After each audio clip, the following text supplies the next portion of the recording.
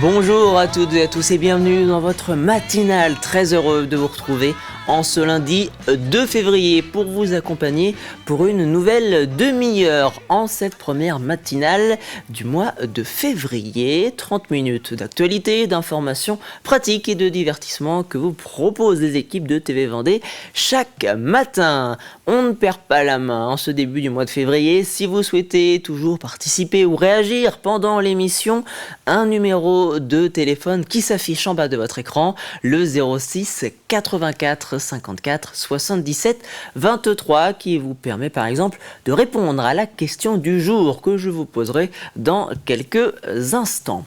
Mais commençons par jeter un coup d'œil à la météo de ce lundi de février, et vous le voyez avec cette carte qui s'affiche, c'est une nouvelle journée pluvieuse qui vous attend en Vendée. Pas de jaloux, des températures plutôt de 5 à 6 degrés en moyenne ce matin, avec quelques rafales de vent, une accalmie pour cet après-midi, mais qui n'est que temporaire puisque la pluie sera de retour en fin de journée. Du côté du Mercure, 10 à 11 degrés attendus en moyenne aujourd'hui. Prenons la direction du littoral, justement.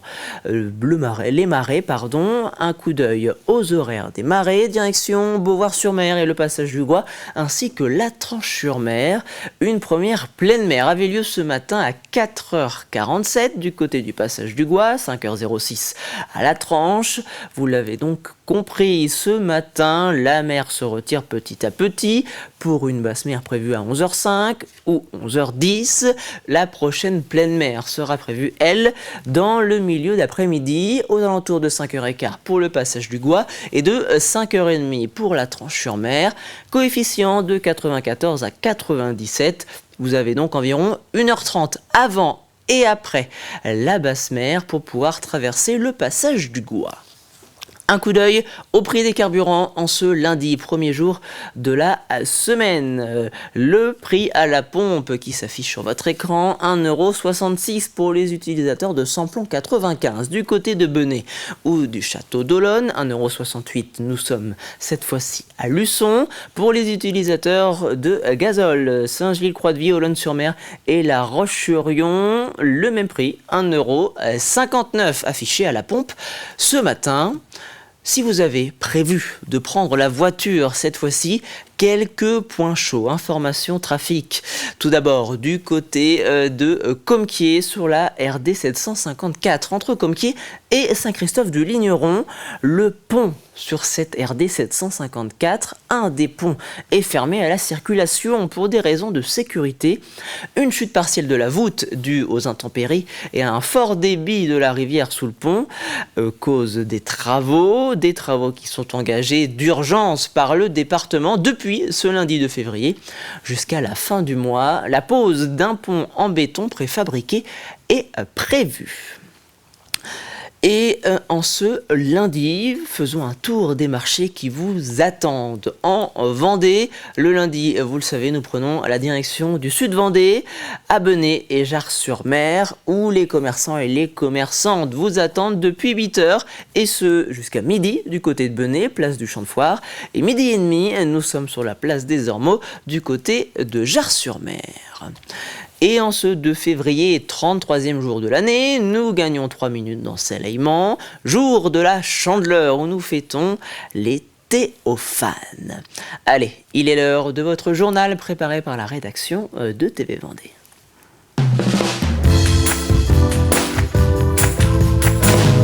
Depuis le 19 janvier, les élèves de terminale ont accès à la plateforme Parcoursup pour créer leur dossier de candidat et y formuler jusqu'à 10 vœux qui seront à confirmer le 1er avril prochain. Débute alors pour certains une période de longue réflexion concernant leur orientation. Et pour éclaircir un peu leur voie, il existe le CIO, le Centre d'information et d'orientation. Ce dernier accueille chaque année environ 2000 jeunes et leurs familles afin d'y voir plus clair dans les projets post-bac. Reportage signé Louise Viager. C'est parti pour un entretien avec une psychologue de l'éducation nationale. Donc du coup, j'ai préféré arrêter. Donc ce qui a été conclu, c'est que pendant cette année-là, au lieu de me déscolariser... Aaron présente son parcours et son projet. 1 heure plus tard, il a les idées plus claires. Moi, je pense partir en BTS banque ou assurance, ou sinon, du coup, on a vu peut-être un BTS NDRC. À chaque fois que j'ai rencontré des conseillers d'orientation, ça s'est jamais très bien passé. Et en fait, finalement, j'ai jamais eu de réponse à ce que je cherchais. Et donc, je m'attendais à ce que ce soit exactement la même chose, mais en fait, c'est pas le cas. Aaron et les autres élèves étudient au lycée Nouvelle Chance Vendée. Cet établissement accompagne des jeunes entre 17 et 25 ans pour leur permettre de passer ou de repasser leur bac sous statut scolaire. Cette journée au CIO, c'est l'occasion pour les jeunes de sortir du lycée.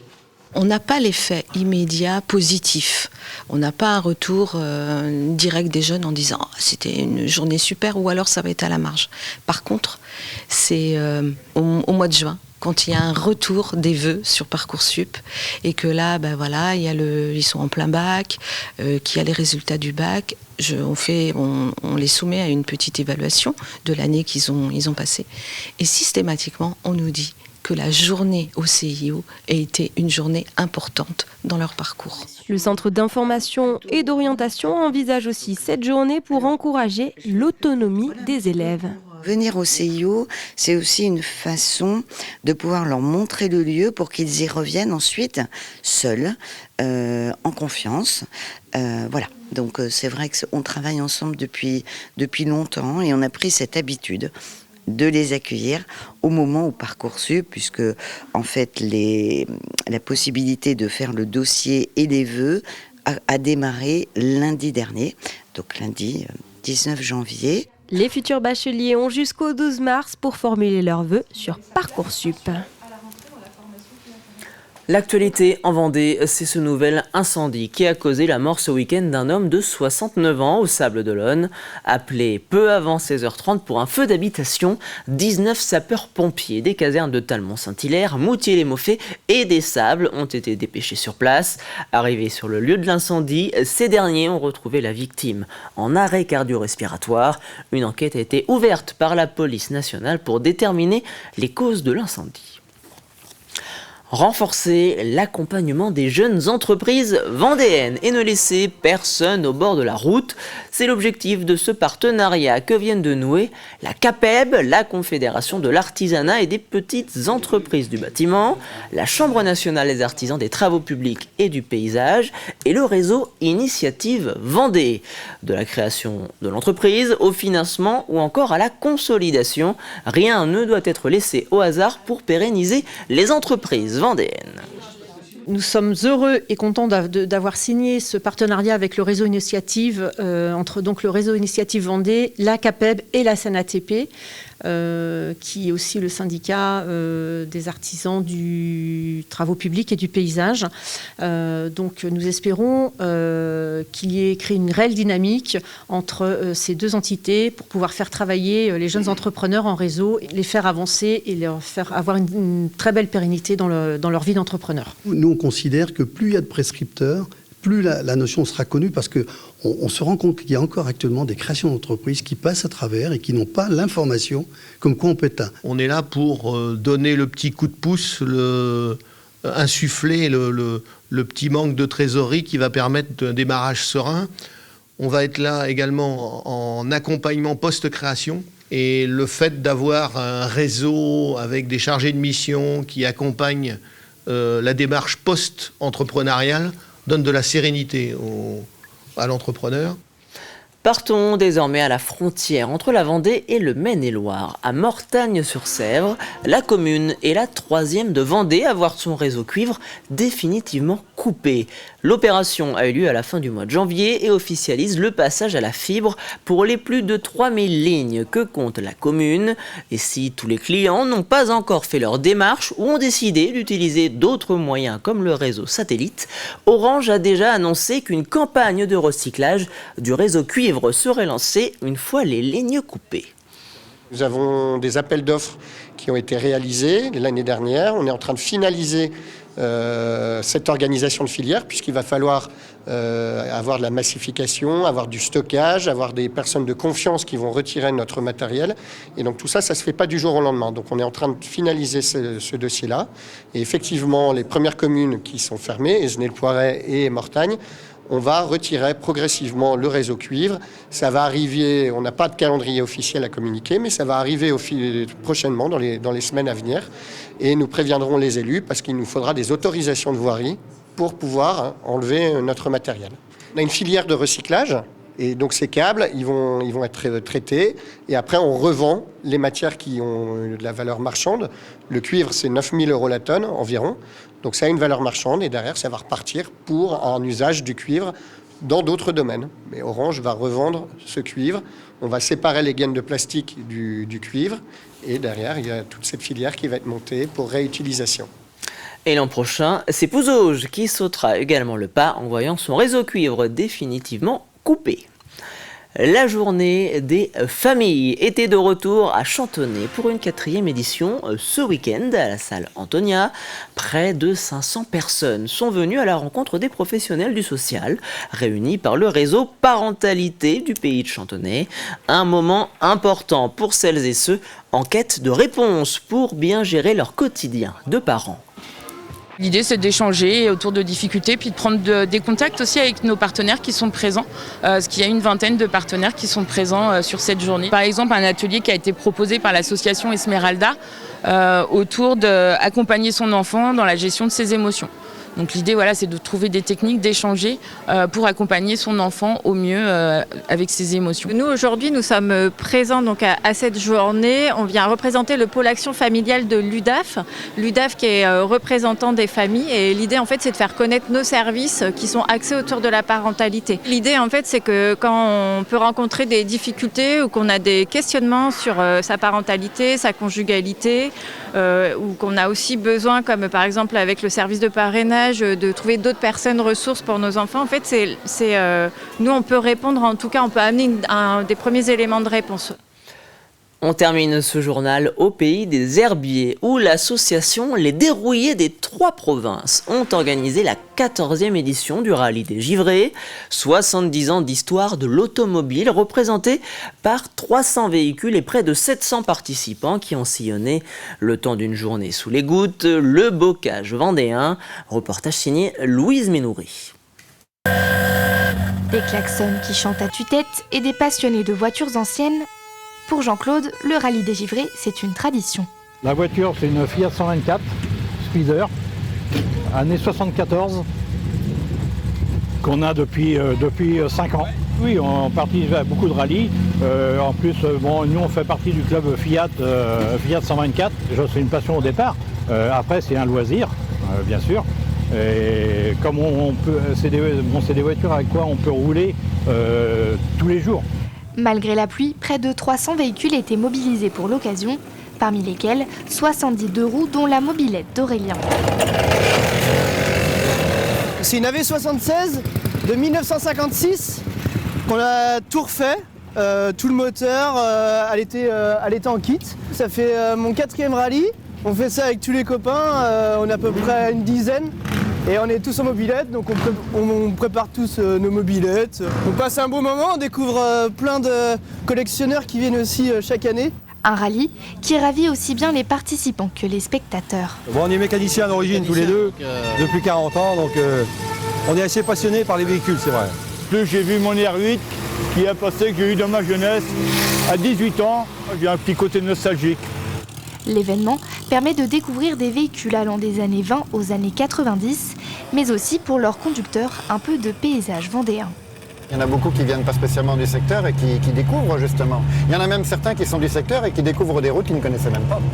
Donc oui, l'objectif c'est un peu aussi de leur donner envie de revenir. On essaie justement de trouver les petites routes atypiques justement, ce qui fait la caractéristique d'un secteur justement. Il y a pas mal de petits villages là, comme celui qu'on traverse actuellement où c'est beaucoup de vieilles pierres et beaucoup de choses atypiques. La 15e édition du rallye est d'ores et déjà en cours de préparation et devrait se tenir dans le Maine-et-Loire. Et c'était le journal préparé par la rédaction de TV Vendée. Chaque jour, nous vous posons une question liée à votre quotidien ou bien en lien avec l'actualité vendéenne. Voici cette question de ce lundi 2 février. Avez-vous rencontré des difficultés pour passer du réseau cuivre à la fibre. C'est en relation avec une interview que nous venons de vous présenter dans le journal à l'instant même. Vous pouvez nous donner vos témoignages sur notre page Facebook ou par SMS sur le WhatsApp de la matinale pour savoir comment s'est passé de votre côté ce passage au réseau fibre. Passons désormais au plus de l'info.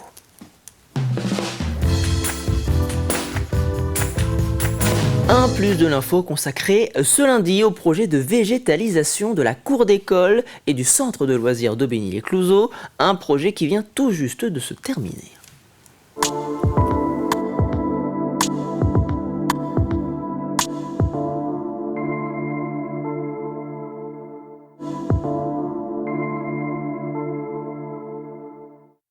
Ce projet est né en novembre 2023 du constat que les cours étaient très minérales, qu'on avait des îlots de chaleur, nuisant notamment à la sieste des enfants. Donc on a décidé de réfléchir à ce projet avec une volonté de travailler de manière collaborative, d'associer les enseignants, les parents d'élèves, les enfants. Donc on est parti dans ce projet aidé par le conseil d'urbanisme de l'environnement, Madame Courcial, qui nous a aidé à monter le projet. On a commencé le projet en novembre 2023, donc il lui a fallu 15 mois, car il y a eu beaucoup de réunions. On a associé les parents, les enseignants, pour définir vraiment ce qu'on voulait faire de cette cour. Quel était l'usage des lieux, les lieux où on voulait des espaces de jeu, des espaces de repos. C'est très simple. Avant, il faut l'imaginer, c'était une cour en bitume avec quelques jeux de marelle. Et aujourd'hui, le végétal a pris toute la place avec différentes fonctions. On a une estrade, on a des hamacs, on a bien sûr beaucoup de végétation, c'est l'élément premier. On a imperméabilisé un peu les sols en décroutant le bitume. On a beaucoup de rondins aussi qui permettent le jeu. On voit les enfants marcher sur les rondins plus ou moins élevés. Enfin, c'est devenu un espace de jeu où toute l'imagination a sa place, une diversité qu'on n'avait peut-être pas auparavant. Peut-être ils vont en prendre soin parce que c'est eux-mêmes qui ont participé à la plantation. Et ils ont été associés aussi à ces travaux de plantation avec les agents techniques, juste à la rentrée d'octobre, après les vacances. Et ils ont eu 2 demi-journées de plantation. Ouais, parce que ça fera partie quand même de leur univers quotidien. Et je pense que la participation à l'opération de plantation est un élément fort.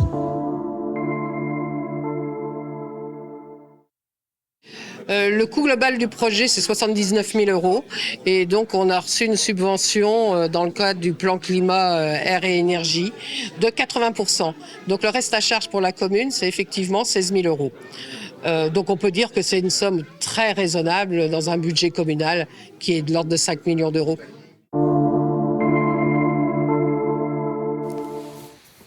Si je vous dis football, rugby, tennis ou encore basket, vous l'avez compris, c'est l'heure de votre journal des sports. Et au programme de ce lundi du basket avec une nouvelle défaite pour Challans, une victoire importante face au 2e pour les Sables. Et enfin en ring hockey, la Vendéenne s'incline pour la première fois de la saison, c'était contre Saint-Omer. C'est parti.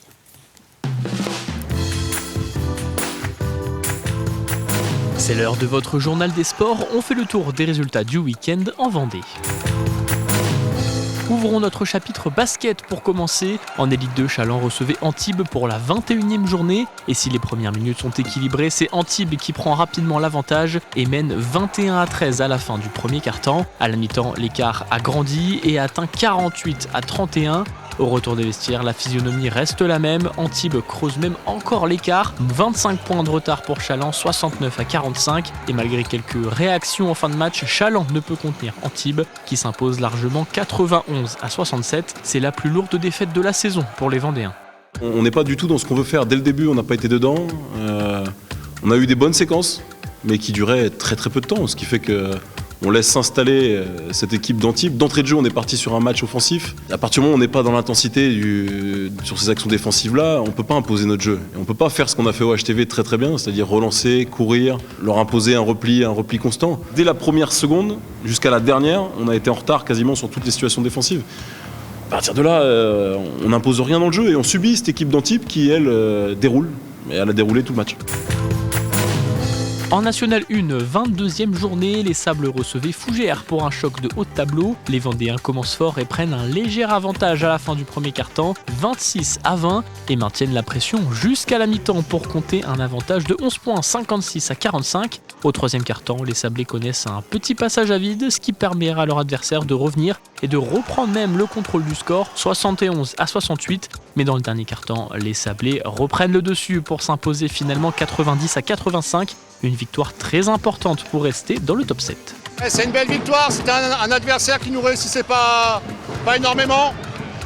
Et puis ça faisait 2-3 matchs qu'on n'était pas sur ce qu'on voulait faire ici à l'Arena. Donc voilà, très content de l'avoir pris ce soir. Et puis ça nous le relance vraiment pour le top 7. Maintenant, on a encore 2-3 finales à jouer. On sortait d'une bonne victoire à Val-de-Seine. C'est vrai qu'à l'aller, on avait pris 20 points contre Fougères. On avait à cœur de se relever et de prendre une revanche. Je pense qu'on a mis les éléments pour gagner. Au final, on repart avec la victoire. Et voilà, on avait l'objectif d'aller dans le top 7. Pour l'instant, on y est et on va continuer. Henri Coquet, pour la 11e et dernière journée de la phase allée, la Vendéenne, leader invaincu, recevait Saint-Omer, son dauphin. Et ce sont les visiteurs qui ouvrent le score très rapidement à la 2e minute. Mais la Tangeflo égalise pour les Lyonnais. La première mi-temps se termine sur un score d'égalité 1 partout. Au retour des vestiaires, Saint-Omer reprend l'avantage et malgré plusieurs occasions pour les Lyonnais, pénalty et même un poteau, ce sont bien les visiteurs qui inscrivent le 4e but de la rencontre en contre-attaque dans la cage vide. Saint-Omer s'impose donc 3-1 et inflige à la Vendéenne sa première défaite de la saison et lui prend même la place de leader. On a réussi à les battre avant les vacances, donc on savait qu'ils allaient venir plus méfiants, on va dire, avec d'autres intentions. Je pense qu'ils ont fait un bien meilleur match qu'en décembre. Voilà, on est tombé sur un très bon gardien en face. Je pense qu'on fait un bon match dans l'ensemble, mais ouais, on a raté beaucoup l'occasion. Leur goal fait un très bon match. On n'a pas eu cette petite chance, mais je pense que c'était un très beau duel. A noter en football la victoire 4-2 des Lyonnais contre Granville qui leur permet de reprendre la première place en National 2. C'est la fin de ce journal des sports, ne manquez pas 85 chrono ce lundi à 18h48, 35 minutes de direct avec invités et chroniqueurs pour revenir sur toute l'actualité du sport vendéen ce week-end. Vous retrouvez donc Paul Deswatines dès ce soir à 18h45 pour un nouveau numéro de 85 chrono. Et vous retrouvez également l'entretien de la semaine à la rencontre de Franck Guibert, agent de développement et éducateur sportif au sein du comité départemental handisport de Vendée. Chaque jour, nous vous présentons un extrait de l'une de nos émissions du jour. C'est l'heure de votre extrait. Tous les matins, nous vous présentons donc un extrait d'une émission diffusée sur TV Vendée. L'extrait du jour est consacré à l'émission Trésor caché, présentée par Marion Blanchet. Direction aujourd'hui la ville-préfecture La Roche-sur-Yon pour y découvrir une ancienne école lyonnaise qui abrite désormais le musée municipal. Véronique, merci d'avoir accepté de nous recevoir à La Roche-sur-Yon. Tout le plaisir est pour nous. Pour découvrir un endroit atypique, un trésor caché en cœur de ville, qui, si je ne me trompe pas aujourd'hui, est le musée municipal de La Roche-sur-Yon. Oui, depuis mars 2023. Mais qui, à l'origine, était une école. Était une école. Alors ici, il faut imaginer qu'en 1821 a été construite la première école communale de La Roche-sur-Yon. Alors une école à la pédagogie atypique, innovante, celle de l'enseignement mutuel. Alors, qu'est-ce que l'enseignement mutuel ? Voilà, c'était ma question, Véronique. Qu'est-ce que l'enseignement mutuel ? Alors, l'enseignement mutuel, donc, c'est une méthode qui a été développée donc, en Angleterre. C'était une méthode qui était destinée à généraliser et à massifier l'éducation des classes populaires à une époque où il y avait peu de maîtres, mais beaucoup d'enfants à instruire. Donc, les classes populaires ? Oui, tout à fait. C'était des écoles gratuites. Et il fallait que les enfants des classes populaires, qui ne pouvaient pas aller dans les écoles privées, ou du moins où il fallait débourser de l'argent, puissent avoir un socle de connaissances, c'est-à-dire avoir le minimum, c'est-à-dire savoir lire, écrire et compter. D'accord. Cette méthode va se propager aussi en Europe. Elle arrive en France en 1815 sous la Restauration. D'accord. Mais finalement en France, elle va être abandonnée à partir de 1834 parce que François Guizot, qui était alors ministre de l'Instruction publique, impose dans les écoles l'enseignement simultané, celui que l'on connaît aujourd'hui. D'accord. Où une même classe apprend la même chose en même temps. Et vous retrouvez ce nouveau numéro dès aujourd'hui sur notre antenne. Nous approchons de la fin de cette matinale, c'est l'heure de votre café cuisine.